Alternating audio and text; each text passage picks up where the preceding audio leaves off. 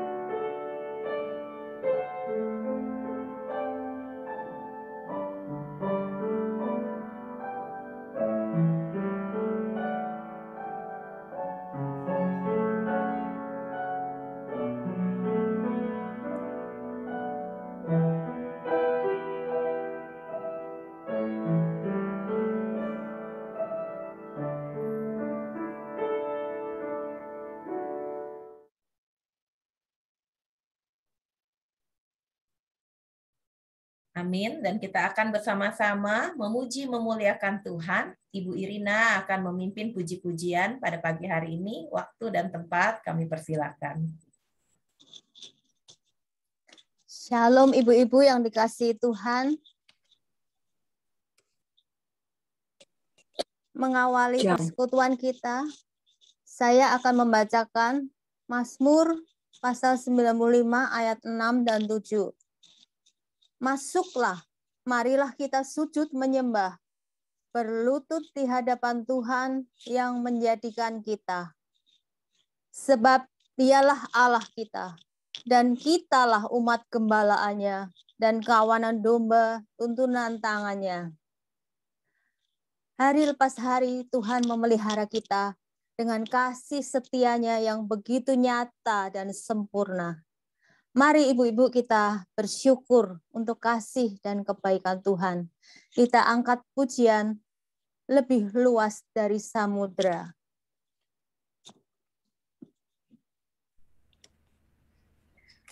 Sungguh kebaikan Tuhan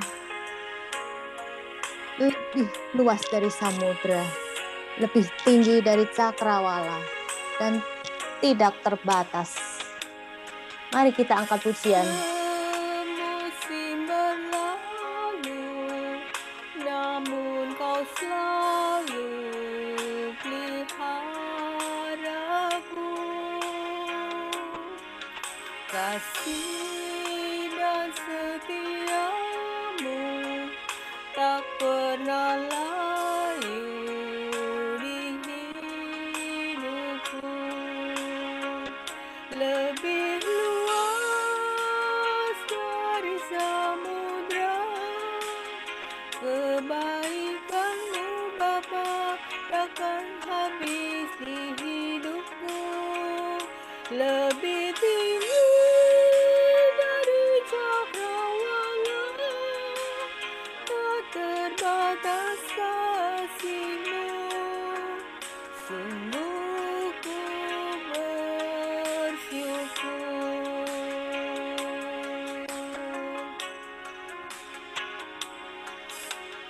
Semusim berlalu, namun kau selalu peliharaku.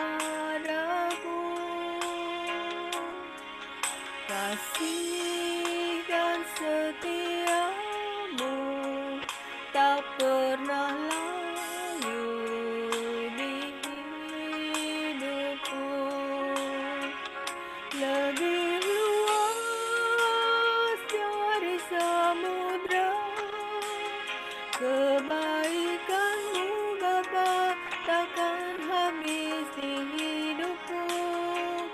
Lebih tinggi dari cakrawala, tak terbatas kasih-Mu. Sungguh ku bersyukur. Tak berkesudahan kasih setia Tuhan, tak habis-habisnya rahmat-Nya, selalu baru tiap pagi, besar kesetiaan-Mu.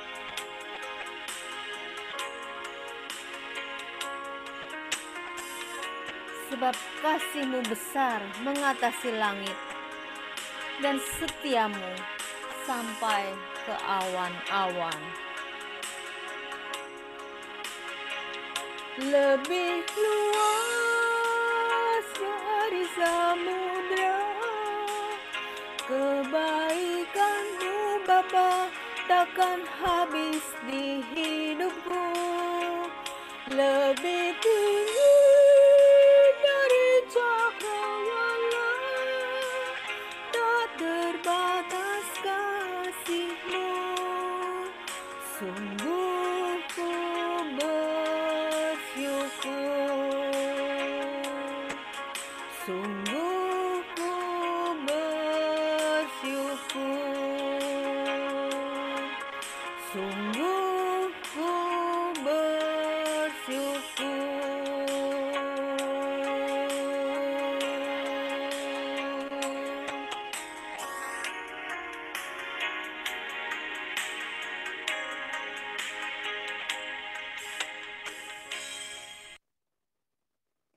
Mari kita masuk dalam doa.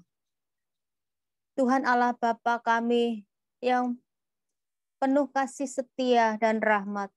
Terima kasih Tuhan, kami mau bersyukur untuk semua kebaikan Tuhan, kasih setia Tuhan yang begitu nyata di dalam hidup kami, yang telah kami alami hari lepas hari. Terima kasih Tuhan, pada hari ini Tuhan kembali kumpulkan kami para ibu-ibu untuk boleh bersekutu bersama. Terima kasih untuk teman-teman yang sudah hadir di dalam Zoom ini. Kiranya Tuhan akan memimpin setiap kami, agar kami boleh membuka hati dan pikiran kami untuk bersama memuji Tuhan, menaikkan doa syafaat, juga untuk menerima firman Tuhan. Kiranya Tuhan juga memberkati teman-teman kami yang belum berkesempatan untuk bergabung di dalam Zoom ini. Biar mereka juga diberi kesempatan untuk bergabung melalui tayangan YouTube pada nanti siang. Terima kasih Tuhan. Engkau juga berkati hamba-Mu, Guru Injil Febri, yang akan menyampaikan kebenaran firman Tuhan. Kiranya Tuhan berkati firman Tuhan boleh berbicara kepada setiap kami, agar kami boleh melakukan di dalam kehidupan kami. Terima kasih Tuhan, kami serahkan waktu ke depan ke dalam tangan Tuhan. Mohon Tuhan juga akan kuasai segala perangkat yang dipakai untuk boleh berlangsungnya persekutuan ini dengan baik. Hanya di dalam nama Tuhan Yesus kami sudah berdoa. Amin. Sebelum kita menaikkan doa syafaat, mari kita sungguh dengan hati dan iman memohon Tuhan melawat setiap kita.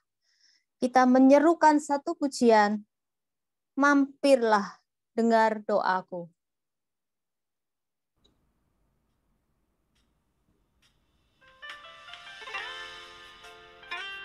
Dengan hati yang rendah kita memohon Tuhan untuk mendengarkan doa-doa kita.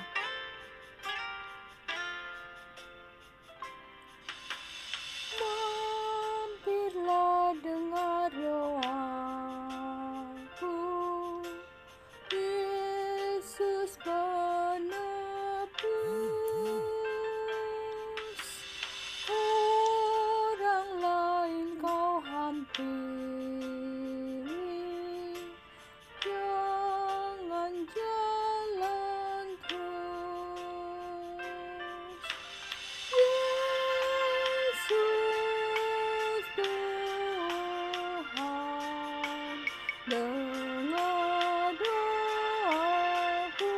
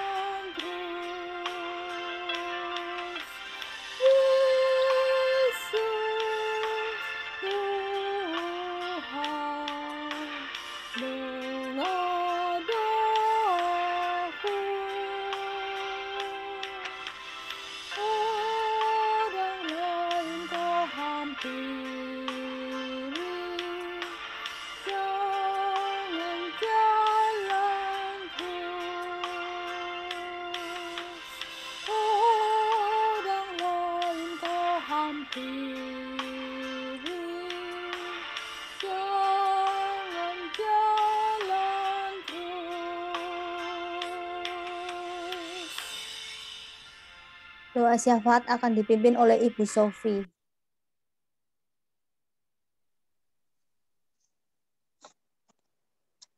Ibu-ibu, dengar ya suara saya. Kita satukan hati berdoa bagi gereja-gereja untuk saat ini. Pada masa pandemi seperti ini yang banyak menghadapi tantangan. Kita akan berdoa bagi perkembangan gereja-gereja, khususnya untuk GKY kita, program-program yang ada agar bisa berjalan dengan baik dan dapat menjangkau orang-orang yang mungkin saat ini sudah menjauh dari Tuhan. Khususnya untuk para kalangan muda, pemuda-pemudi, dan untuk anak-anak yang bahkan mungkin tidak bisa pergi ke sekolah minggu. Kita doakan untuk program-program gereja kita. Ya Tuhan, kami bersatu hati untuk mendoakan program-program yang ada di gereja kami Tuhan. Pada masa seperti ini Tuhan, kami tahu tantangan besar Tuhan. Tapi biarlah Tuhan hikmat yang daripadamu saja Tuhan, yang boleh memberikan kami satu jalan keluar untuk tetap bisa menjangkau orang-orang yang terhilang, bahkan untuk anak-anak muda dan untuk anak-anak sekolah-sekolah minggu mungkin saat Tuhan. Mungkin banyak dari mereka yang tidak bisa mendengarkan lagi firman Tuhan. Tapi kami yakin dan percaya Tuhan, tolong Tuhan untuk setiap program gereja kami agar berjalan dengan baik. Kita juga akan berdoa agar Tuhan bisa mempersiapkan gereja-gereja kembali untuk boleh membuka, kembali menerima jemaat-jemaat pada masa seperti ini. Biarlah Tuhan sendiri yang membantu kita untuk memberikan kita kesehatan senantiasa, agar pandemi ini juga boleh segera berakhir, agar kita bisa bersatu bersama saudara seiman di dalam rumah Tuhan. Ya Tuhan, kami juga menyerahkan Tuhan untuk rencana pembukaan gereja-gereja yang ada Tuhan, agar kami boleh bersekutu bersama saudara seiman di dalam rumah-Mu ya Bapa. Bila kerinduan kami Tuhan boleh mengalahkan pandemi ini Tuhan. Bila kerinduan kami Tuhan akan kehadiran-Mu dalam persekutuan kami bersama saudara seiman, boleh menghalau segala sakit penyakit Tuhan. Kami rindu ya Bapa untuk bersekutu di dalam rumah-Mu. Terima kasih ya Bapa. Kami juga Tuhan untuk menyerahkan Tuhan, kita sama-sama ya ibu-ibu menyerahkan untuk para hamba Tuhan yang berada di gereja kita GKY, untuk para pembina di segala komisi. Khususnya kita berdoa untuk pembina kita, Guru Injil Semuyani. Biarlah Tuhan memberikan hikmat di komisi manapun para hamba Tuhan ditempatkan. Mohon hikmat Tuhan agar bisa membimbing setiap komisi terus menjadi semakin dekat kepada Tuhan. Dan boleh membimbing para jemaat semakin bersatu hati dalam menangani setiap masalah yang ada. Biarlah kita benar-benar berserah kepada Tuhan. Ya Tuhan, saat ini kami juga menyerahkan untuk para pemimpin gembala sidang di setiap GKY yang ada Tuhan. Tuhan berikan Tuhan hikmat bijaksana kepada mereka Tuhan. Dalam membimbing setiap jemaat Tuhan untuk seluruh GKY yang ada. Kami juga menyerahkan para pembina-pembina yang ada di setiap komisi Tuhan. Menyerahkan kehidupan pribadi mereka, menyerahkan setiap masalah yang mereka hadapi. Mohon kiranya Tuhan tetap pimpin dan mendampingi mereka Tuhan. Engkau tahu Tuhan, mungkin mereka tidak bisa mengutarakan masalah yang mereka hadapi Tuhan. Tapi kami yakin dan percaya Tuhan, Engkau memegang teguh setiap mereka. Untuk setiap guru Injil yang ada Tuhan, Tuhan berikan mereka ketetapan hati, iman yang kuat Tuhan. Untuk kekuatan, keteguhan, kesabaran dalam membimbing daripada setiap jemaat. Terima kasih ya Bapa, kami menyerahkan mereka semua ke dalam tangan-Mu Tuhan. Biarlah iman mereka boleh terus Engkau kuatkan ya Bapa. Terima kasih Tuhan, kami juga sebentar menyerahkan untuk saudara-saudara kami yang sedang lemah tubuh Tuhan. Kami menyerahkan untuk pemulihan pasca operasi untuk Ibu Tineke, juga Bapak Koen, suami Ibu Weni. Tuhan, kami menyerahkan kedua saudara kami pasca operasi mereka ke dalam tangan-Mu. Masa pemulihan mereka Tuhan, Tuhan terus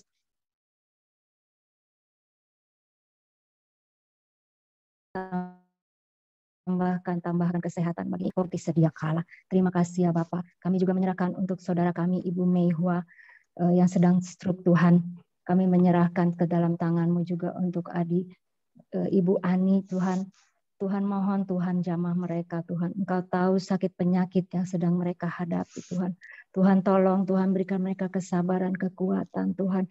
Biarlah yang kesembuhan daripadamu saja Tuhan. Biarlah iman mereka Tuhan yang menyelamatkan mereka Tuhan. Karena kami punya tabib yang ajaib Tuhan. Kami yakin dan percaya Tuhan. Engkau tetap bersama mereka. Engkau tetap berjalan dan menopang mereka. Terima kasih ya Bapak, kami serahkan mereka ke dalam tangan. Tuhan, kami juga tak lupa berdoa untuk mama dari mertua Ibu Lili Budi yang mengalami patah tulang Tuhan. Tuhan tolong Tuhan untuk keluarga bisa mendapatkan, berikan mereka hikmat untuk bisa mengambil keputusan pengobatan apa yang tepat karena usia mama yang sudah lanjut. Tuhan tolong ya Tuhan, sehingga mereka boleh mendapatkan dokter yang tepat Tuhan, pengobatan apa yang harus dijalani oleh mama. Kami serahkan semua ya Tuhan ke dalam tangan-Mu Tuhan. Tuhan tolong pimpin daripada setiap mereka untuk keluarga yang mendampingi Tuhan, berikan mereka kesabaran. Kami tahu Tuhan tidak mudah untuk menjaga orang tua kami Tuhan, tapi kami yakin Tuhan kesabaran yang daripadamu kekuatan bisa membimbing kami untuk tetap sabar mendampingi hari-hari mereka ya Bapak. Terima kasih ya Tuhan. Tak lupa juga Tuhan kami menyerahkan saudara kami Ibu Heniwati Tuhan yang tak henti-hentinya Tuhan. Betapa kami melihat dia boleh menjadi suatu kekuatan bagi setiap kami yang diberikan kesehatan Tuhan. Betapa kami melihat dia begitu setia melayani Engkau Tuhan. Kami mohon Tuhan Engkau terus mendampingi dia Tuhan. Tuhan terus memberikan dia kekuatan, kesabaran, juga iman Tuhan. Yang kami bisa lihat dari kehidupannya Tuhan. Kami yakin Tuhan Engkau berjalan bersama dia Tuhan. Berikan dia terus Tuhan dalam pengobatannya ini Tuhan bersandar hanya kepadamu. Kami juga menyerahkan terus ke dalam walaupun kami tidak berada di sampingnya Tuhan. Tapi doa-doa kami terus terpanjat dalam kehidupannya ya Tuhan. Kami tahu Tuhan Engkau bekerja di dalam sakit penyakit yang diderita Ibu Heni Tuhan. Kami tahu Tuhan Engkau berkarya dalam kehidupannya. Terima kasih ya Bapak, terima kasih. Sehingga kami boleh menyerahkan segala kekhawatiran kami, segala sakit penyakit, segala ketakutan kami di bawah salib-Mu ya Bapak. Terima kasih Tuhan untuk waktu saat teduh ini yang kami hanya panjatkan hanya dalam nama Tuhan Yesus kami berdoa dan mengucap syukur. Amin.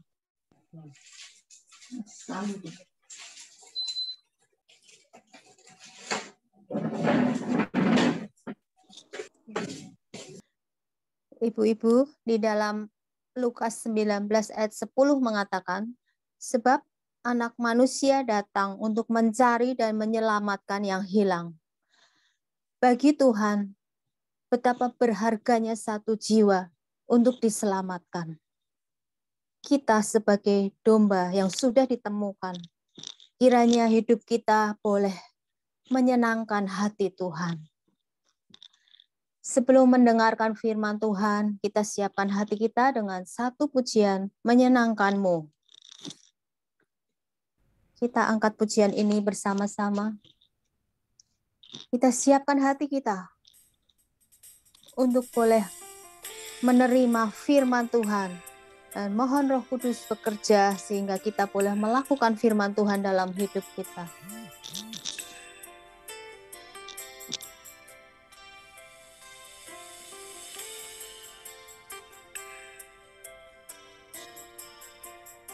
Kita mau menyenangkan hati Tuhan.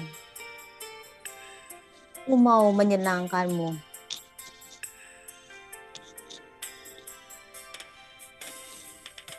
Tuhan, ku mau menyenangkan-Mu. Tuhan, bentuklah hati ini jadi berjana untuk hormat-Mu, cemerlang bagai emas murni. Tuhan, ku serahkan hatiku, semua ku berikan padamu. Kuduskan hingga tulus selalu,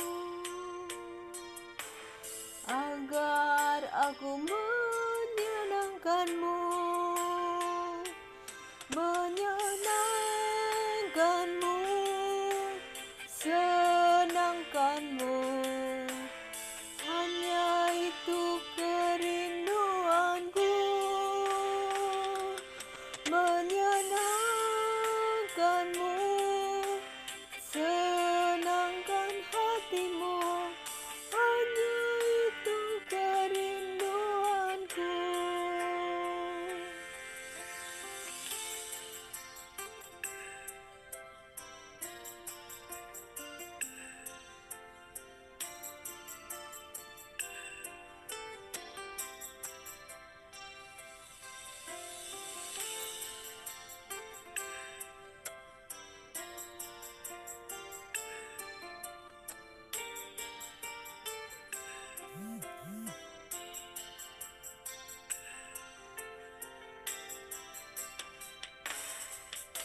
Tuhan, kuserahkan hatiku, semua ku berikan padamu. Kuduskan hingga tulus selalu, agar aku menyenangkanmu, menyenangkanmu, senangkanmu. Hanya itu kerinduanku, menyenangkanmu, senangkan hatimu. Hanya itu kerinduanku, hanya itu kerinduanku.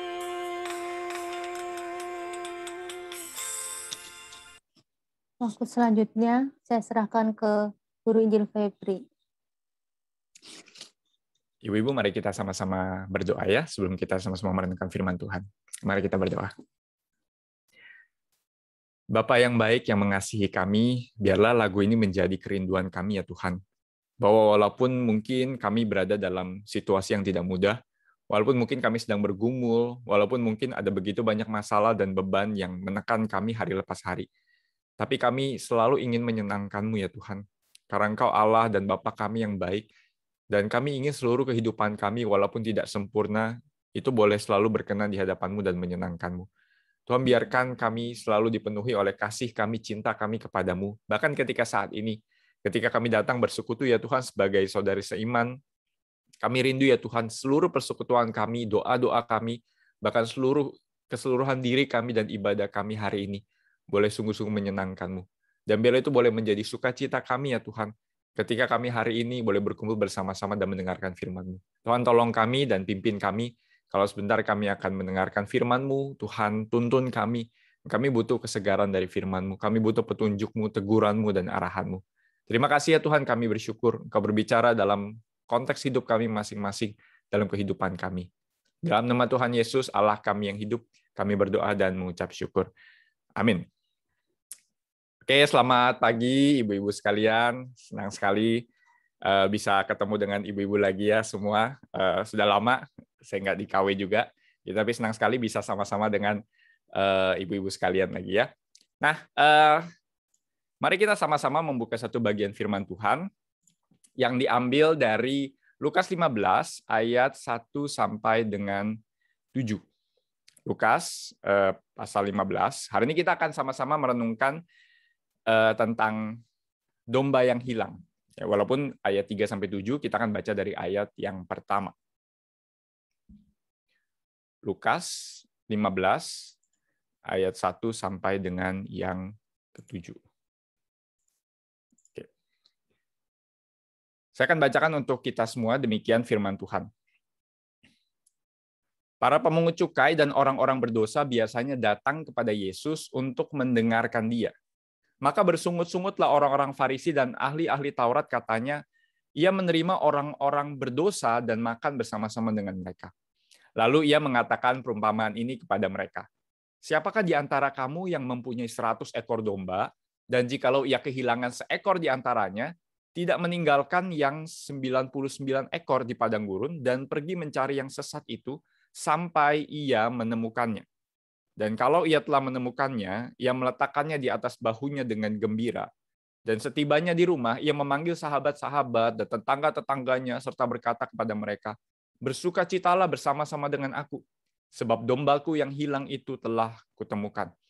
Aku berkata kepadamu, demikian juga akan ada sukacita di sorga karena satu orang berdosa yang bertobat, lebih daripada sukacita karena 99 orang benar yang tidak memerlukan pertobatan.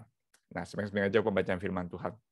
Nah, ibu-ibu sekalian, lebah adalah salah satu binatang yang menarik dan unik gitu ya, karena ada berbagai macam hal yang bisa kita pelajari dari kehidupan lebah. Nah, lebah ini adalah salah satu binatang yang berkoloni, seperti semut, seperti beberapa binatang lainnya yang harus hidup bersama-sama, harus hidup dalam satu komunitas tertentu. Nah, lebah ini menarik karena kalau kita lihat ya hasilnya madu dan juga sarangnya yang sangat kompleks gitu, yang sangat rapi. Nah, lebah ini memang punya sistem yang sangat rumit begitu ya di dalam berkoloni atau mereka bersarang gitu ya. Nah, ibu-ibu salah satunya adalah sistem mereka yang sangat canggih gitu ya. Nah, mereka itu sebenarnya punya sistem untuk berkomunikasi satu sama lain, terutama ketika ada bahaya dari luar.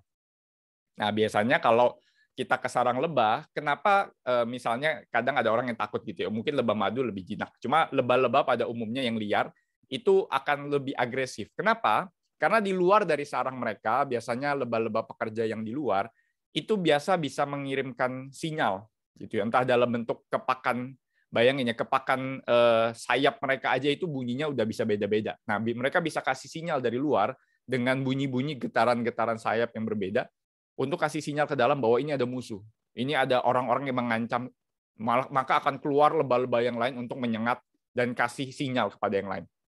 Nah, ibu-ibu sekalian, lebah ini sangat-sangat waspada kalau ada bahaya dari luar, dan itu adalah salah satu naluri dari binatang. Ya, binatang itu akan terancam kalau ada sesuatu di luar mereka, di luar komunitas mereka, seperti lebah ataupun semut. Kalau ada sesuatu dari luar mereka, mereka akan langsung merasa terancam. Nah, hal yang sama mungkin seringkali kita temukan di dalam kehidupan atau berkomunitas sebagai manusia, ibu sekalian. Nah, kita itu manusia itu cenderung suka berkumpul dengan orang-orang yang sama dengan kita. Ya, itu sesuatu yang normal. Misalnya ya ibu-ibu suka kumpul dengan ibu-ibu, ya sesuatu yang sangat wajar begitu. Dan itu naluri manusia, suka kumpul dengan orang yang mungkin sama seumuran misalnya, atau orang-orang yang tinggalnya mirip-mirip dengan kita, tetangga-tetangga, RT RW. Nah, kita ada orang-orang yang kita kumpul bareng-bareng dan kita merasa nyaman. Tapi tidak jarang juga ketika kita sudah ada dalam satu komunitas yang nyaman, ada dalam satu ada dalam satu komunitas tertentu, kita cenderung dengan mudah memandang rendah orang dari luar. Ya, sama seperti binatang yang kecenderungannya waspada kalau ada orang dari luar atau binatang dari luar yang masuk. Kita itu manusia juga cenderung sama seperti itu, ibu-ibu. Kita cenderung untuk dalam tanda kutip agresif terhadap orang-orang yang mungkin berbeda dengan kita. Orang-orang yang ada dari luar geng kita, ibaratnya gitu ya. Mungkin kita punya geng WhatsApp ibu-ibu, biasanya kan ya ibu-ibu punya beberapa geng WhatsApp gitu yang tiap hari sharing misalnya ya. Nah, tapi kita sebagai manusia itu cenderung untuk memandang rendah orang-orang yang berbeda dengan kita. Dan kita pasti akan cenderung menjauhi orang yang mungkin berbeda dengan kita. Nah, ibu-ibu sekalian, hal yang sama juga terjadi kemungkinan dalam kehidupan kita sehari-hari, dalam kehidupan rohani kita. Kita cenderung menjauhi orang-orang yang mungkin walaupun dia saudara seiman atau walaupun mungkin dia belum percaya, karena dia berbeda dengan kita mungkin tidak terlalu peduli dengan dia dan kita cenderung untuk membentengi diri atau komunitas kita. Nah, hal yang sama juga terjadi pada waktu itu di zaman Tuhan Yesus. Nah, ibu-ibu, orang Yahudi pada saat zaman Tuhan Yesus itu terbaginya banyak. Jadi bukan cuma ada satu orang Yahudi, satu jenis, enggak. Nah, pada zaman itu orang Yahudi itu kan terpencar-pencar karena mereka dijajah. Nah, mereka itu punya kelompok atau geng masing-masing. Nah, bayangin aja kalau kita tahu salah satu murid Tuhan Yesus ada yang namanya Simon orang Zelot. Nah, orang Zelot itu adalah satu kumpulan orang yang sukanya memberontak sebenarnya. Sukanya angkat pedang sama pemerintah Roma. Nah, itu ciri-ciri orang Zelot. Nah, ada lagi misalnya orang Saduki, kalau kita tahu di Injil. Nah, itu ciri-ciri mereka adalah orang elit yang lebih cenderung bergaul sama penguasa Roma, jadi lebih sering korupsi dan lain sebagainya. Ada juga salah satu yang paling sering disebutin di Injil apa? Yang hari ini disebutin juga, yaitu salah satu golongan orang Farisi dan ahli Taurat. Nah, mereka yang paling sering juga berantem sama yang lain. Kalau kita baca di Injil, ada Saduki dan Farisi pernah berantem juga, berdebat soal kebangkitan. Ada kebangkitan nggak ya? Nah, itulah yang terjadi pada zaman Tuhan Yesus.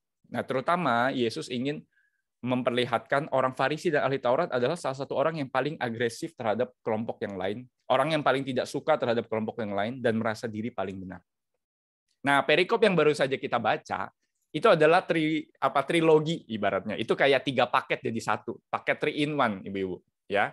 Jadi bagian ini adalah bagian trio tentang perumpamaan tentang kehilangan. Nah, kalau kita tahu ada domba yang hilang, lalu diikuti dengan perikop dirham yang hilang, lalu anak yang hilang. Nah, ini 3 rangkai bagaimana Yesus merangkai gitu ya perumpamaannya. Nah, mungkin salah satu yang paling terkenal adalah cerita tentang anak yang hilang. Oke. Nah, yang kedua terkenal mungkin adalah domba yang hilang, yang hari ini kita sama-sama renungkan. Nah, Yesus kenapa sih kasih perumpamaan ini? Yesus kenapa tiba-tiba cerita perumpamaan ini? Nah, ternyata, Ibu-ibu, itu ada latar belakangnya. Yesus, kenapa dia tiba-tiba menceritakan perumpamaan ini bukan dari sembarangan, tapi karena di ayat 1 dibilang, ada konteksnya. Nah, kalau kita baca perumpamaan domba yang hilang, kita tahu konteksnya. Kenapa Yesus menceritakan perumpamaan ini? Nah, dikatakan gini di ayat pertama, para pemungut cukai dan orang-orang berdosa biasanya datang kepada Yesus untuk mendengarkan dia. Nah, orang-orang Farisi dan ahli Taurat itu nggak suka, dan mereka gosipin Yesus gitu, nyinyir sama Yesus. Ih, dia menerima orang berdosa, makan sama-sama mereka. Lihat tuh Yesus tuh. Nah, rabi guru yang baru, katanya guru yang hebat, katanya guru ahli Taurat, tapi dia makan sama orang-orang berdosa, lalu digosipin Yesus gitu, dinyinyirin, dijulitin gitu. Nah, barulah dikatakan di Injil, lalu ia mengatakan perumpamaan ini kepada mereka. Nah, jadi Yesus menceritakan perumpamaan ini sebagai apa? Reaksi atas sikap orang Farisi dan ahli Taurat. Nah, kenapa Yesus pakai perumpamaan? Yesus pakai perumpamaan karena itu paling dekat dengan kehidupan sehari-hari. Dan kita bisa langsung relate ya Ibu-ibu gitu ya. Itu dekat dengan kehidupan sehari-hari orang Yahudi pada saat itu. Nah, makanya ada 3 peristiwa, hilang, ditemukan. Nah, ada 3 kesamaan peristiwa ini. Ada yang hilang, ada yang ditemukan, dan ada sukacita ketika ditemukan. Nah, jadi dia ajak kita sama-sama untuk berandai-andai. Nah, kalau Yesus, kita baca perumpamaannya Yesus, Ibu-ibu, kita harus menempatkan diri kita di dalam cerita. Nah, karena itu fungsi dari cerita perumpamaan. Gitu ya. Jadi kita harus tempatkan diri kita dalam cerita ini. Yesus maunya begitu. Nah, dikisahkan di sini ada domba, ya domba yang hilang. Nah, dikatakan 100 ekor domba dimiliki oleh seseorang pada saat itu. Nah, itu adalah jumlah yang normal untuk satu kumpulan atau kawanan. Nah, biasanya nih pada waktu malam menjelang mereka dimasukin lagi ke kandang mereka, biasanya gembala itu akan menghitung lagi dombanya. Menghitung lagi apakah pas 100 atau ada yang hilang.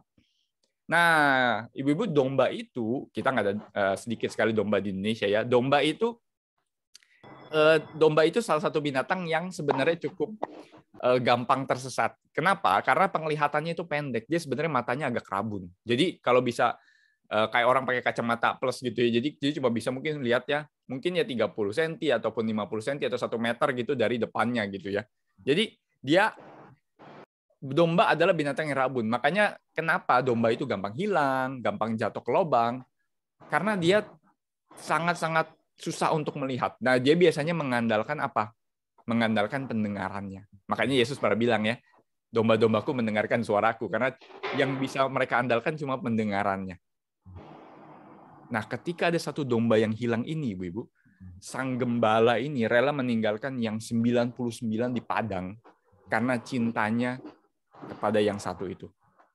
Nah, Ibu-ibu sekalian, dia mungkin kemungkinan adalah gembala sekaligus pemilik. Kenapa? Karena dia ngerjain semuanya. Jadi ibaratnya dia ninggalin yang 99 itu, nggak ada tukangnya, nggak ada bantuan, nggak ada pegawainya yang bisa jaga 99 yang lain. Makanya dia harus tinggalin yang 99 dan cari yang satu itu.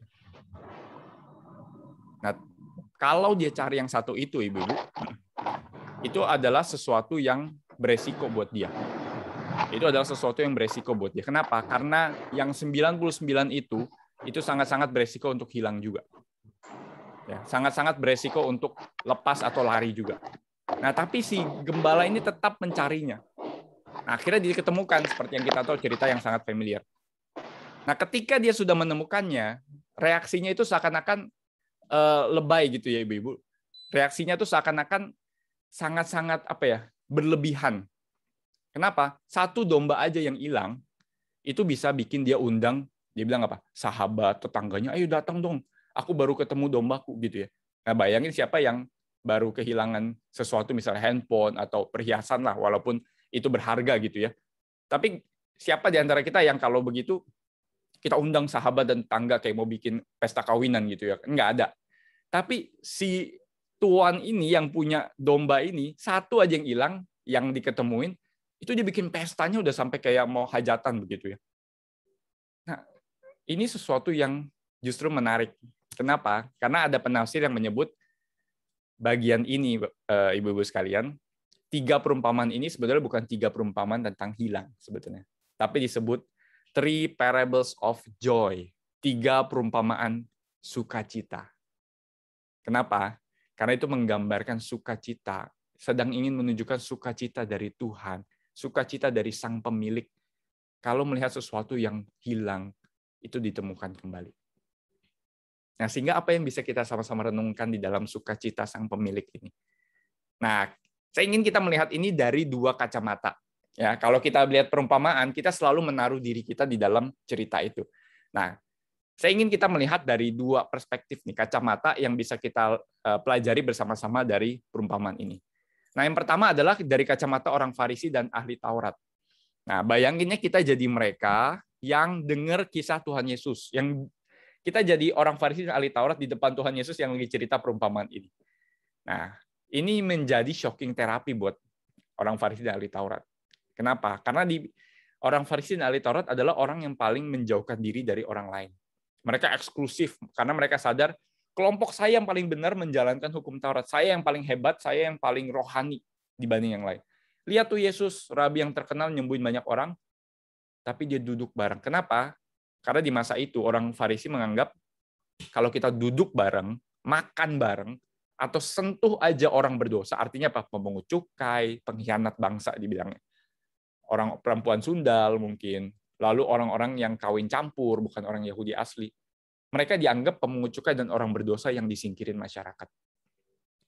Dan kalau makan sama mereka, itu berarti Yesus ikutan najis secara hukum. Hukumnya mereka. Nah, mereka itu bikin hukum sendiri, Ibu, hukum tambahan. Itulah sebabnya bagi mereka Yesus apa-apaan nih. Bahkan mereka adalah pemimpin agama pada saat itu. Nah, kenapa Yesus pakai gambaran gembala? Nah, selain karena ini dekat dengan kehidupan sehari-hari, Yesus pakai gambaran gembala adalah karena di Perjanjian Lama,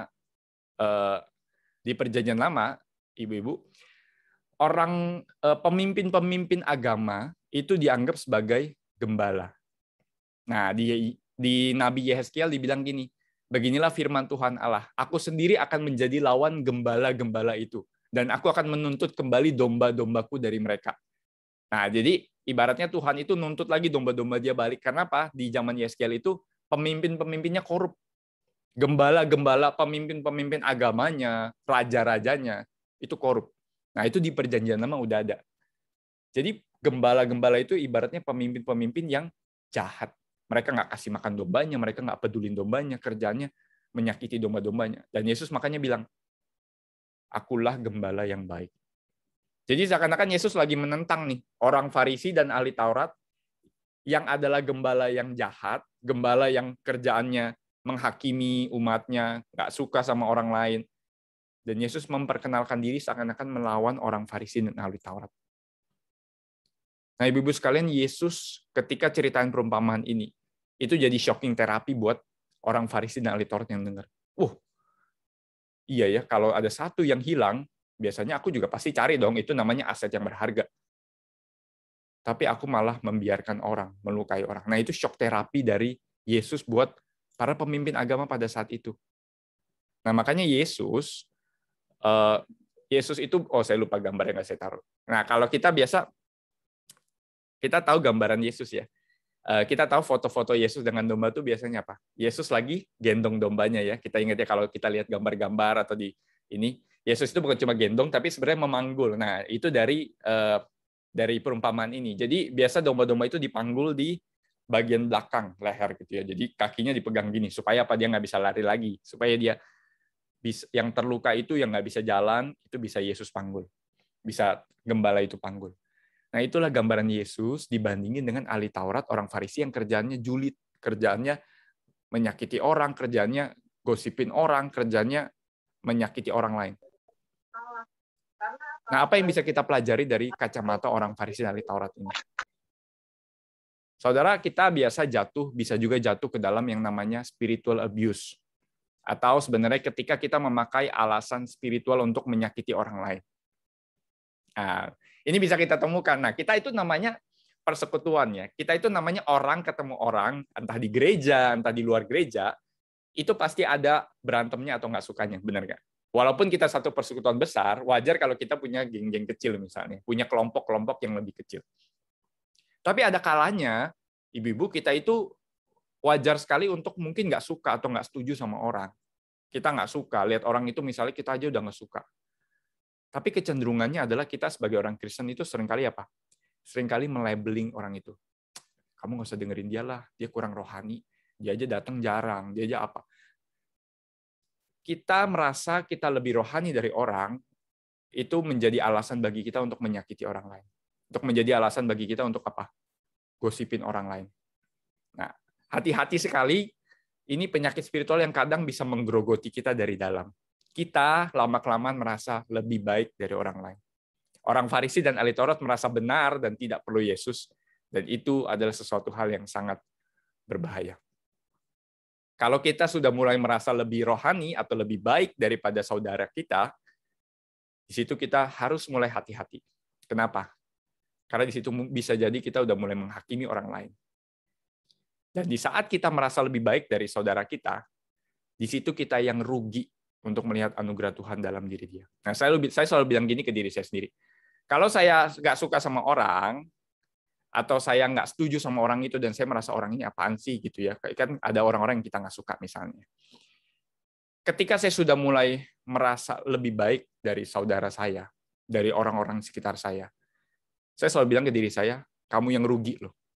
Kamu yang rugi kenapa? Karena kamu melihat orang lain negatif. Kamu yang rugi karena kamu nggak bisa melihat anugerah Tuhan dalam diri dia. Bisa jadi Tuhan masih mau kerja dalam diri dia. Nah, hal ini saya temuin pas di seminari, ibu-ibu, gitu ya.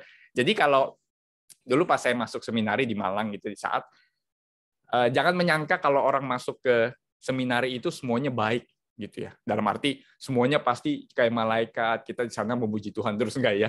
Ya kita namanya hidup di asrama tuh, kita baru ketemu tuh namanya diproses bareng-bareng gitu. Ada yang baru lulus SMA, kayak saya, ada yang waktu itu udah kerja, udah kuliah, nah sekarang udah sukses dan masuk seminari.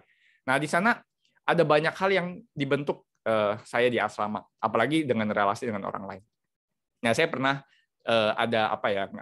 berantem dengan salah satu teman gitu ya. Sebenarnya saya nggak ada masalah apa-apa, tapi dia mungkin ada masalah dengan saya dan dia ngomongin ke orang lain gitu ya. Dan saya udah coba ngomong ke dia tapi dia nggak mau ngaku gitu ya. Nah, sampai akhirnya saya bergumul sekali dengan gimana sih saya akhirnya merasa saya lebih baik dari dia. Saya nggak ada masalah apa-apa kok. Akhirnya saya merasa lebih baik dari dia. Akhirnya saya sebel sama dia sampai beberapa waktu dan saya sulit sekali untuk itu, rugi secara rohani gitu ya. Ketika saya benci dengan orang lain, ketika saya menghakimi dia, apaan sih dia mau jadi hamba Tuhan kok begitu misalnya gitu ya. Tapi saya ditegur oleh Tuhan dan saya diingatkan gitu ya. Saya diingatkan, Tuhan ngomong ke saya gini, kalau aku masih mau pakai dia, emang kamu mau apa? Gitu ya. Kalau aku masih mau pakai dia, emang kamu bisa apa? Kamu bisa nggak suka, boleh. Tapi kalau aku masih mau pakai dia, emang kamu mau apa? Nah, saya ditegur Tuhan di situ, ibu-ibu. Kalau Tuhan masih bisa beranugerah dalam diri orang lain, kenapa saya punya hak untuk menghakimi dia dan saya nggak suka sama dia? Nah, itulah hal yang harusnya kita renungkan gitu ya. Kalau Tuhan aja masih kasih kesempatan ke orang lain, kalau Tuhan aja masih mengasihi orang itu, apa hak saya untuk membenci, bahkan kasih penghakiman, dia kurang rohani. Padahal Tuhan juga belum selesai sama dia. Nah, mari kita renungkan, apakah semakin lama, semakin kita jadi orang Kristen, makin rohani, semakin lama kita mungkin ikut KW, kita jadi pengurus, kita makin melayani, kita makin rajin ke gereja, kita makin rajin melakukan segala kegiatan rohani, mari kita cek. Apakah semakin lama kita jadi orang Kristen, kita malah semakin melukai orang lain? Nah, itu cara ceknya. Kalau semakin banyak orang yang terluka, kita harus hati-hati. Karena bisa jadi kita tidak bertumbuh secara rohani. Apakah kita makin belajar firman Tuhan, itu malah bisa kita abuse atau kita pakai untuk bilang, dia kurang baca firman, dia kurang rohani. Gitu ya. Kita ngomongin orang dan kita merasa dia nggak pantas buat Tuhan. Ketika kita punya cara pandang yang seperti itu, akhirnya kita memandang kehidupan rohani seperti sebuah kompetisi, saingan. Saya baca firman lebih baik dari dia. Saya pelayanan lebih banyak dari dia. Bukan. Nah, sehingga ketika kita melihat sini, mari kita renungkan. Semakin saya rajin melayani, saya ikut KW misalnya, saya pengurus, apakah saya semakin jadi orang yang makin mengasihi, makin mengampuni, atau saya makin jadi orang yang lebih gampang melukai dan menyakiti atau menghakimi orang lain? Nah, coba pikirkan, karena semakin lama kita jadi orang Kristen, bisa jadi kita makin punya penyakit yang seperti itu. Nah, yang kedua adalah kita harus menempatkan diri kita bukan cuma sebagai orang Farisi dan ahli Taurat yang bisa jatuh, tapi kita juga harus menempatkan diri kita di pemungut cukai dan orang berdosa. Nah, ini yang seringkali kita jarang sekali untuk eksplor lagi. Kenapa? Karena kita merasa saya sudah tidak terhilang, gitu ya. Kita sudah ditemukan, betul. Tapi kita seringkali lupa kita dulu juga ditemukan oleh Tuhan. Nah, orang-orang seperti ini, pemungut cukai dan orang berdosa, ibu-ibu, adalah orang yang makanan sehari-harinya itu dijulitin orang, disinisin orang. Mereka keluar aja, pemungut cukai itu dilihat oleh sesama bangsanya, itu udah dilihatnya nggak enak banget. Bayangin setiap hari makanannya itu dikucilkan orang ngomong sama mereka aja setengah-setengah, orang nggak suka sama mereka. Bayangin setiap hari makanan mereka adalah mereka nggak punya harapan. Mereka udah nggak dipeduliin sama orang lain. Bahkan kalau mau beribadah pun datang ke bait Allah gitu ya. Mereka merasa tidak layak. Mereka sadar diri, mereka tahu. Tapi justru Rabi yang satu ini berbeda.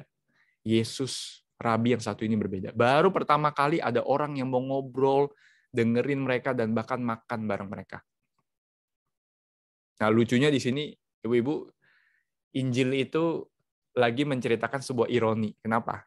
Justru yang mau datang kepada Yesus adalah orang-orang yang punya hati dan sadar diri berdosa. Orang pemungut cukai dan orang berdosa justru adalah orang-orang yang mau menerima Yesus, dibanding dengan orang Farisi dan ahli Taurat yang merasa benar dan merasa tidak membutuhkan Yesus. Tapi justru disinilah kita kenal siapa Tuhan kita. Tuhan kita di balik kelemahan kita adalah Allah yang menerima dan menemukan kita. Ketika saya baca lagi ayat-ayat ini ya Ibu ya, saya merasa terharu gitu ya ketika baca ayat-ayat ini. Karena saya merasa kitalah seharusnya orang-orang berdosa yang layak dihukum. Kitalah orang-orang berdosa yang nggak pantas diterima dan ditemukan Tuhan. Tapi ketika baca ayat-ayat ini, penekanan-penekanannya ada di sini. Ia menerima orang-orang berdosa dan makan bersama-sama dengan mereka. Jadi Yesus bukan hanya berada bersama-sama dengan orang berdosa, Yesus menerima mereka. Dan bukan hanya menerima mereka, bahkan di Injil Lukas ini, ketika ada satu domba yang hilang, dia pergi mencari yang sesat itu sampai ia menemukannya. Artinya nggak akan dia pulang kalau dia nggak ketemu. Nggak akan dia pernah pulang kalau satu domba itu nggak ketemu. Bisa bayangkan apa yang sudah Yesus lakukan buat kita. Yesus menerima, bahkan sampai menemukan kita, dia tidak akan pernah berhenti. Ketika saya merenungkan bagian ini, saya merasa, iya. Saya seringkali merasa ditemukan, saya merasa seperti orang Farisi dan ahli Taurat yang sudah merasa tidak membutuhkan Yesus. Padahal saya membutuhkan Yesus setiap waktu. Dan kita selalu dipanggil pulang berkali-kali. Bukan berarti kita hilang gitu ya, bukan berarti kita kehilangan keselamatan, bukan. Tapi seringkali kita butuh untuk pulang. Karena seringkali kita lupa diri seperti domba itu. Dan seringkali juga kita nggak tahu diri, dan kita bilang, ayat ini kan seringkali dipakai untuk orang lain ya, Ibu. Kita bisa bilang, wah kasihan ya dia domba yang sesat gitu kan. Kita seringkali bisa pakai ayat ini untuk bilang orang lain domba yang sesat gitu ya. Itu salah satu frase atau istilah yang orang luar tahu gitu ya. Orang non Kristen pun tahu bahwa mereka itu disebut domba sesat gitu. Kalau orang mungkin agama lain sebutannya beda, kayak orang yang murtad, kayak orang apa. Nah, tapi kalau Kristen tuh punya cap juga. Kita suka menyebut orang lain domba yang sesat. Nah, saya yakin Yesus menceritakan perumpamaan ini bukan untuk supaya kita bilang dia domba yang sesat, dia domba yang sesat. Bukan. Yesus ceritain perumpamaan ini supaya kita apa? Supaya kita berbagian dan sukacita kita sama seperti sukacita Tuhan. Yaitu ketika kita datang ke Tuhan, kita sama-sama bersukacita di dalam Tuhan. Si anak yang hilang, si sulung, itu tidak bersukacita bersama-sama dengan Bapa, walaupun si bungsu pulang. Yesus itu kayak ngundang kita berbagian di dalam sukacitanya. Nah, gimana cara kita berbagiannya? Fokus dari perumpamaan ini, ibu-ibu, itu bukan pada domba, dirham, atau anak yang hilang. Saya yakin harusnya judul dari perumpamaan ini bukan tentang domba yang hilang, dirham yang hilang, atau anak yang hilang. Judulnya harus diganti. Judulnya harusnya adalah soal sang pemilik, gembala, atau sang Bapa yang bersukacita terhadap kita. Itulah judul yang saya rasa lebih tepat. Karena apa? Kita pasti hilang. Kita adalah orang-orang yang terhilang. Tapi yang berbeda adalah anugerah Tuhan itu menemukan kita. Anugerah Tuhan mencari dan menemukan kita. Itulah luar biasanya dari perumpamaan ini. Ada yang hilang, itu sudah biasa. Tapi ada yang mau mencari dan menemukan, ada yang mau menerima. Itulah yang luar biasa dari perumpamaan ini. Yaitu Allah yang mencari dan menemukan kita. Jika kita tidak pernah merasakan apa artinya sukacita Yesus ketika menemukan kita, maka kita akan sulit merasakan sukacita ketika ada orang-orang yang datang kepada Yesus. Apakah kita pernah merasakan sukacita ditemukan itu? Sukacita dipanggul oleh Yesus, dipikul oleh Yesus, seperti domba yang hilang. Kalau kita pernah merasakan itu dan kita tahu rasanya, maka kita tidak akan menyakiti orang lain, dan kita akan seperti orang Farisi dan ahli Taurat yang kerjanya mengeksklusi orang, mengucilkan orang. Tapi kita diundang untuk berbagian dalam sukacita sama-sama Yesus, makan bareng Yesus, seperti orang-orang berdosa. Ketika dia menemukan kita, barulah kita menemukan sukacita. Sehingga kita bersukacita ketika lihat orang lain ikut Tuhan, orang lain kenal Tuhan. Itu harusnya sukacita kita. Bukan kita pakai energi kita untuk menghakimi orang lain. Kita pakai energi kita untuk ngomongin orang lain. Gitu ya. Harusnya energi kita diluapkan bukan untuk emosi yang negatif. Sukacita, energi kita harusnya diluapkan untuk sukacita. Karena Tuhan itu mencari dan menemukan kita. Dan juga dunia, orang-orang di sekitar kita. Nah, apakah kita semakin hari, semakin rohani, kita makin mengasihi orang, atau kita makin menyakiti orang lain? Dan apakah kita mau berbagian di dalam sukacita yang Tuhan berikan ketika ada yang hilang, ditemukan kembali? Itu jadi kerinduan kita. Kita mau berbagian dalam sukacitanya Tuhan. Bayangin nggak, ibu-ibu, perasaannya Tuhan? Tuhan itu dalam perumpamaan ini sedang gambarin perasaan dia ketika menemukan kita, orang berdosa, dan orang-orang di sekitar kita. Dirham yang hilang, satu koin yang hilang aja, dia senangnya setengah mati. Satu domba yang ditemukan aja, dia senangnya sampai kasih tahu ke semua orang di sekitarnya, sampai bikin pesta. Anak yang hilang kembali, yang kurang ajar pun, dia senang sekali, sampai dia boros sekali, dia buang semua hartanya gitu sampai seakan-akan dia boros sekali adain pesta. Walaupun tidak sebanding kan gitu ya. Satu domba, satu koin. Yang anak yang sudah habisin harta. Ngapain buang-buang duit lagi buat pesta? Tapi itulah sukacita Allah yang boros buat kita. Maka pakai energi rohani kita untuk apa? Untuk bersukacita sama Tuhan. Tapi juga bersukacita sama orang-orang yang mungkin terhilang. Orang-orang yang mungkin membutuhkan Tuhan di komunitas kita mungkin. Orang-orang yang kita rasa mungkin sudah lama terhilang. Orang-orang yang mungkin kita rasa udah jauh dari Tuhan.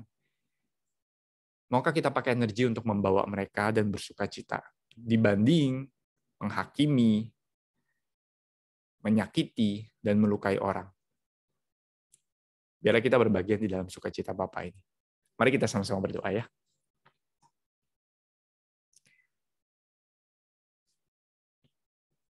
Bapa di dalam surga, terima kasih untuk cerita yang Engkau berikan buat kami hari ini ya Tuhan.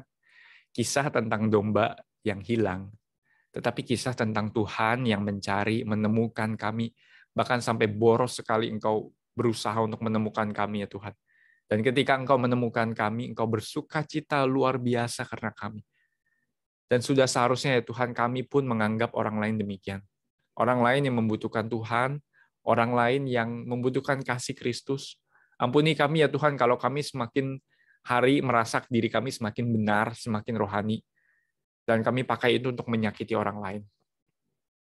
Tetapi kami mau memakai energi itu untuk membawa orang lain kepada Tuhan dan menemukan sukacita itu. Sama seperti kami ada di dalam sebuah jamuan makan pesta bersama dengan Tuhan. Kami ingin bersukacita bersama-sama dengan-Mu ya Tuhan. Melihat banyak orang datang kepadamu. Dan kami pun adalah orang-orang yang ditemukan oleh Tuhan. Tuhan tolong berkati setiap kami, berkati setiap ibu-ibu di dalam kehidupan mereka boleh memancarkan sukacita Tuhan itu. Sukacita Allah yang mencari dan menemukan manusia yang hilang di dalam hidup kami. Terima kasih Tuhan, kami bersyukur padamu. Hanya dalam nama Tuhan Yesus kami berdoa. Amin.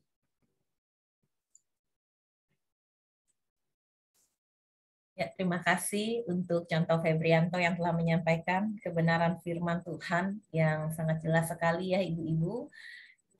Sekali lagi terima kasih, Tuhan Yesus memberkati pelayanan Contoh Febri. Dan ibu-ibu, saya juga beserta pengurus mengucapkan selamat datang untuk setiap kita yang telah bersama-sama mengikuti persekutuan via Zoom. Dan selamat datang juga untuk mereka yang nanti siang atau sore akan mengikuti persekutuan KW via YouTube. Selamat datang di Komisi Wanita GKI Greenfield dan selamat beribadah bersekutu bersama-sama.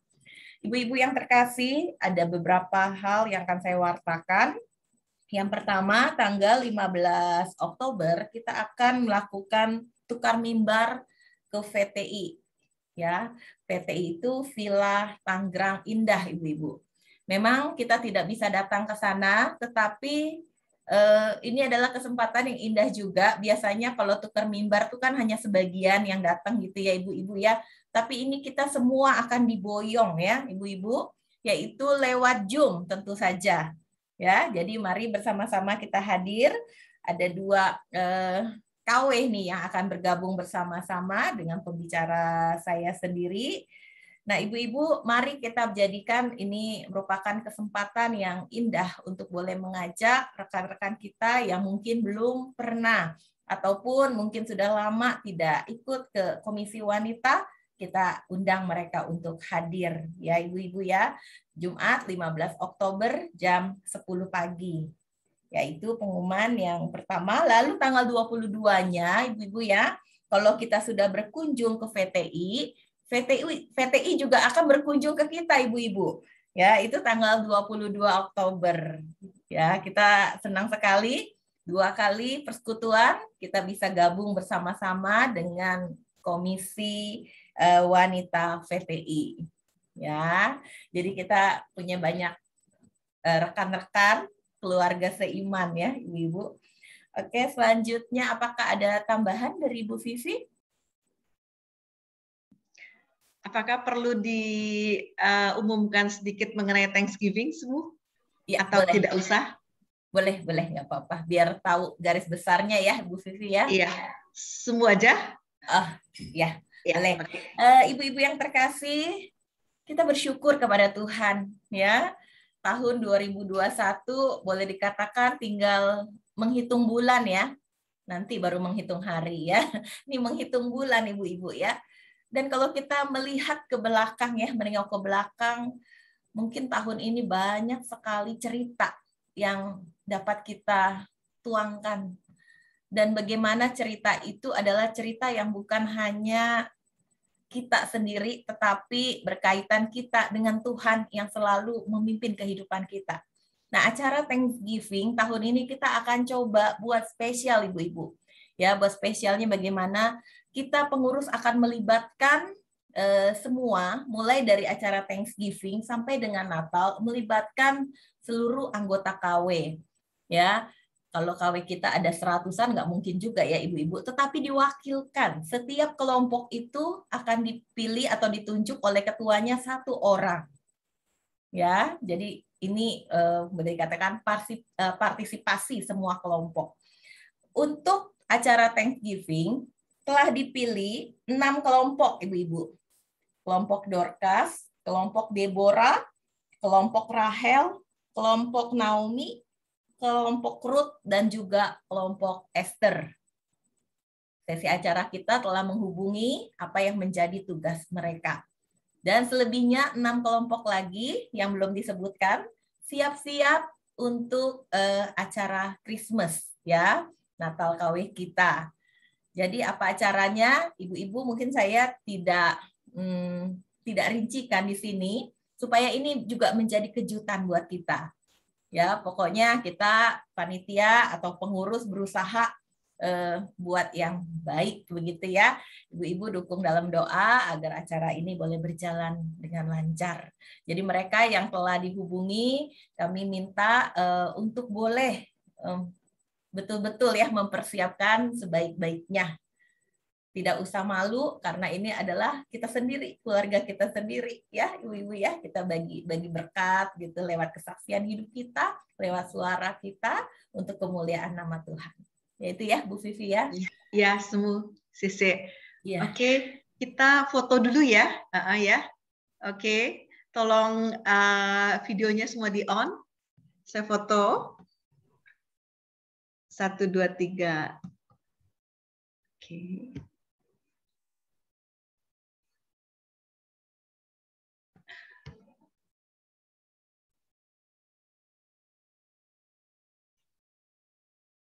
Terakhir.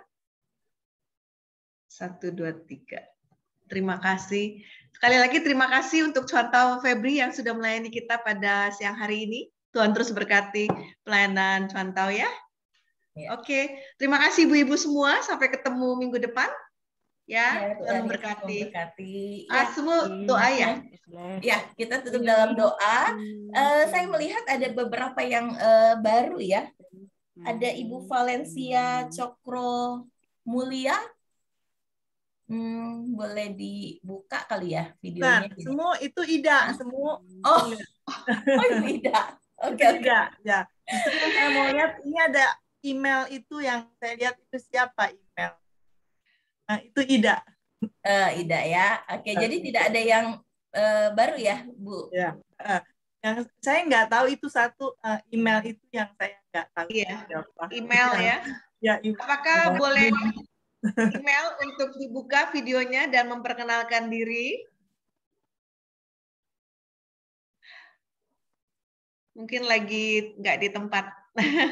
Ya, oke. Oke, nggak apa-apa. Yuk. Ya, yuk mari kita tutup dalam doa ya, ibu-ibu yang terkasih. Ya Tuhan, kembali kami datang kepadamu. Kami bersyukur untuk firman Tuhan yang boleh terus menyegarkan hati dan jiwa kami, membuat kami boleh semakin bertumbuh. Kami ingat betul ya Tuhan, dulu kami juga adalah yang terhilang. Tapi Tuhan telah temukan kami. Tuhan telah tarik kami kembali dan Tuhan telah panggil kami. Betapa kami bersyukur ya Tuhan untuk kasih sayang Tuhan yang begitu besar bagi setiap kami. Pada pagi hari ini, kami kembali sehati berdoa untuk setiap para ibu-ibu yang hadir lewat Zoom ataupun yang akan mengikuti lewat YouTube. Tuhan, Engkau tahu apa yang menjadi pergumulan kami. Mungkin pada saat-saat ini pun kami tahu atau kami sadar kami menjadi bagian yang terhilang. Tapi Tuhan, berbelas kasihanilah dengan kami. Tuhan, tariklah kami kembali. Kalau mungkin ya Tuhan, kami sudah lama tidak berdoa. Kami sudah lama tidak dengar-dengaran firman Tuhan dan menyakiti hati Tuhan. Tuhan, ketika firman Tuhan kami boleh dengar pada pagi hari ini, biarlah Roh Kudus bekerja dan mengubah hidup kami. Juga berdoa ya Bapak, untuk ibu-ibu yang saat ini mungkin tidak ada di rumah tetapi harus dirawat di rumah sakit. Tuhan, kami minta, Tuhan tolong, Engkau berikan kekuatan. Kami bersyukur ya Tuhan, untuk setiap ibu-ibu yang begitu setia mengikuti persekutuan wanita dimanapun berada. Bukan hanya di Indonesia, tetapi di luar daerah, bahkan di luar negeri. Kami menyerahkan setiap mereka, setiap para ibu-ibu ke dalam tangan Tuhan. Biarlah ya Tuhan, Tuhan jadikan kami ibu-ibu yang boleh terus menjadi berkat dimanapun kami berada. Hidup dekat dengan Tuhan, menjadi murid Kristus yang setia. Dan kami juga berdoa untuk hamba-Mu, penginjil Febri yang telah melayani kami pada pagi hari ini. Kau pakai hamba-Mu dengan lebih heran lagi, untuk kemuliaan nama Tuhan. Terima kasih ya Bapa. Kami mengakhiri persekutuan kami pada pagi hari ini. Di dalam nama Tuhan Yesus Kristus kami berdoa dan bersyukur. Amin. Ya ibu-ibu, selamat siang. Persekutuan kita selesai. Tuhan Yesus memberkati. Ya untuk ibu-ibu yang masih belum jelas, kelompoknya sudah dihubungi oleh seksi acara, tetapi belum jelas, ibu-ibu boleh tetap di Zoom Meet ini untuk kita boleh sharing ya ibu-ibu apa yang menjadi tidak jelasnya di mana begitu ya. Mungkin ada pertanyaan-pertanyaan, boleh ya ibu-ibu. Karena kadang-kadang kalau lewat WA itu kan bisa ngebingungin begitu ya. Tapi kalau kita langsung ngomong lebih enak sih begitu ya. Jadi kalau ada yang 6 kelompok telah dihubungi tetapi ada pertanyaan, boleh ditanyakan. Ya untuk ibu-ibu yang mungkin mau makan siang atau mau masak boleh, tapi bagi yang ingin ngobrol juga boleh. Ya.